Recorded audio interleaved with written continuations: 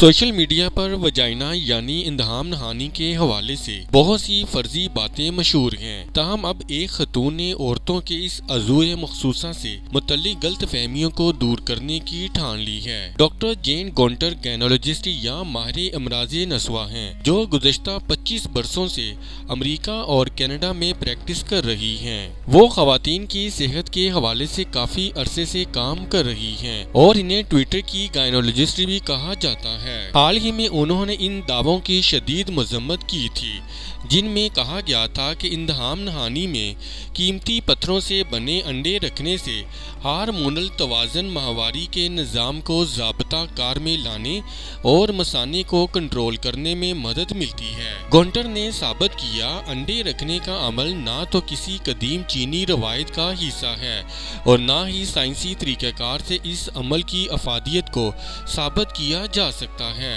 گونٹر کی حالیہ کتاب دی وجائنا بائبل متعدد ممالک میں انتہائی مقبول ہوئی ہے۔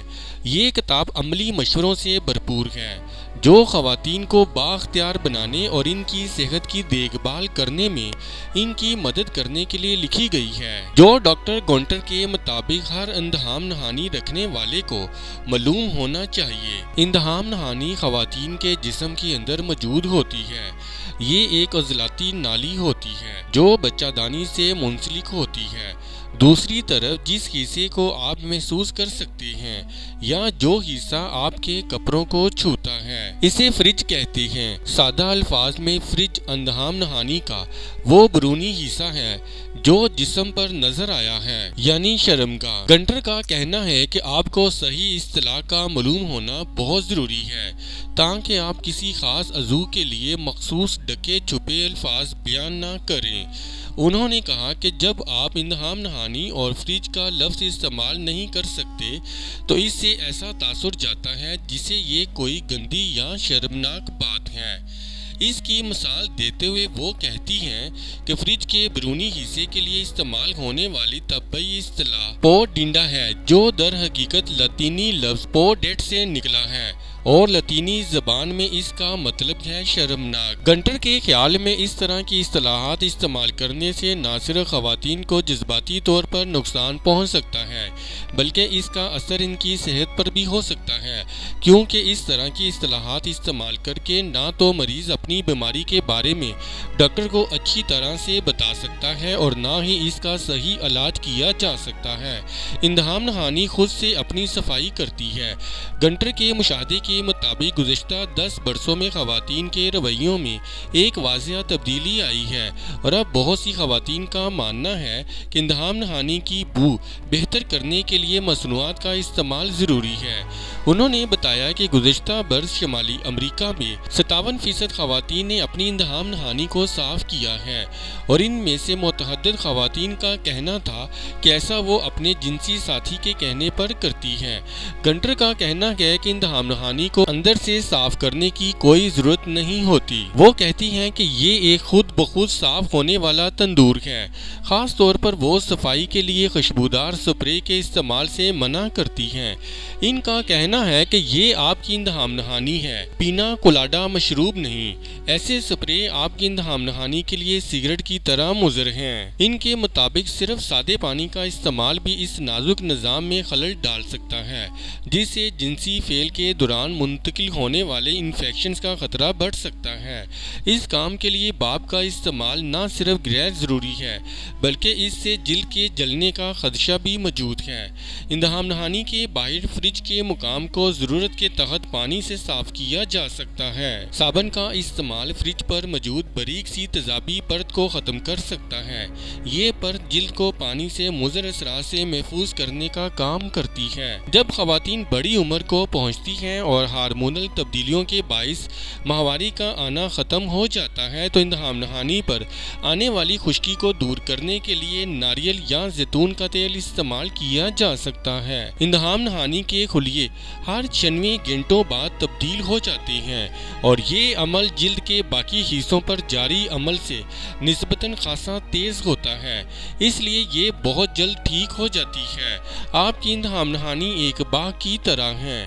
اندہام نہانی میں اچھے بیکٹیریا کی فوج موجود ہوتی ہے جو اس کو صحت مند رکھنے میں مددگار ثابت ہوتی ہے۔ گنٹر کا کہنا ہے کہ اندہام نہانی مختلف قسم کے بیکٹیریا کا ایک باغ ہے جو ایک ساتھ کام کر کے اندہام نہانی کے نظام کو صحت مند رکھنے میں مدد دیتے ہیں۔ اچھے بیکٹیریا ایک ایسے مادے کا اخراج کرتے ہیں جو ایک تیزابی ماحول پیدا کرتا ہے۔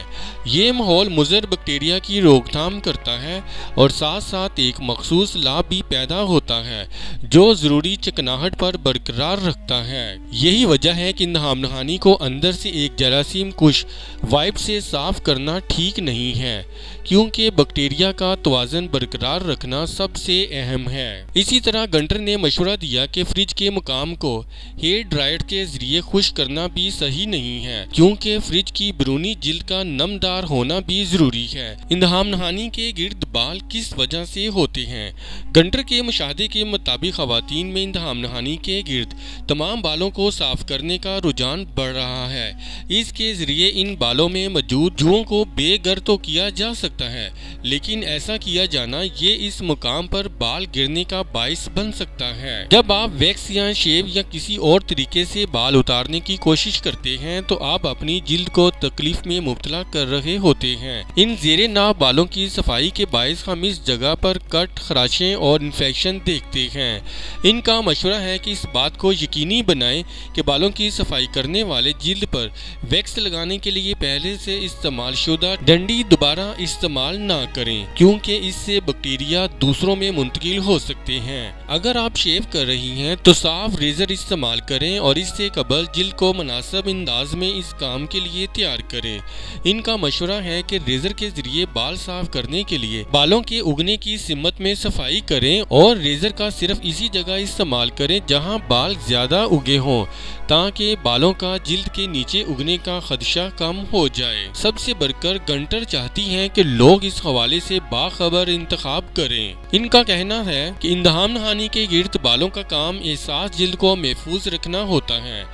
وہ کہتی ہیں کہ ان بالوں کا جنسی نظام سے متعلق بھی کردار ہو سکتا ہے کیونکہ ہر بال کی جڑ کسی نہ کسی اعصاب کے سرے سے جڑی ہوتی ہے، اسی لیے بالوں کو صفائی کے دوران درد ہوتا ہے۔ عمر بڑھنے سے اندہام نہانی پر اثر پڑتا ہے۔ برسوں ماہواری آنے اور بچوں کی پیدائش کے بعد بیضہ دانی انڈے پیدا کرنا بند کر دیتی ہے اور اس کے باعث حیض کا آنا بند ہو جاتا ہے۔ خواتین میں بچہ پیدا کرنے کی صلاحیت برقرار رکھنے والے ہارمونز کی تعداد ڈرامائی سطح تک گر جاتی ہے اور ایسٹروجن ہارمون کی کم مقدار اندہام نہانی اور فریج پر اثر انداز ہو سکتی ہے۔ یہ بافتیں یا ٹشوز جو اس سے قبل میوکس کے باعث نمدار رہتے تھے خشک ہو جاتے ہیں اور اس خشکی کی وجہ سے سیکس کے دوران تکلیف ہوتی ہے۔ یہ شاید پریشان کن محسوس ہو لیکن گنٹر کا کہنا ہے کہ خواتین اس حوالے سے ڈاکٹر سے رجوع کر سکتی ہیں اور بازار میں دستیاب لوبریکینٹس کی مدد سے اس مسئلے پر قابو پایا جا سکتا ہے۔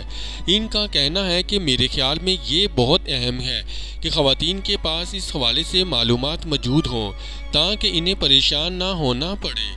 اس حوالے سے ایک عام غلط فہمی یہ ہے کہ سیکس کرنے سے تمام چیزیں ٹھیک ہو جاتی ہیں لیکن سیکس کے دوران اندہام نہانی کے ٹشوز کو پہنچنے والے نقصان اس میں انفیکشن پیدا کر سکتا ہے۔ ڈاکٹر جین گنٹر نے یہ مشورے BBC ورلڈ سروس کے ہیلتھ چیک پروگرام میں بات کرتے ہوئے دیے ہیں۔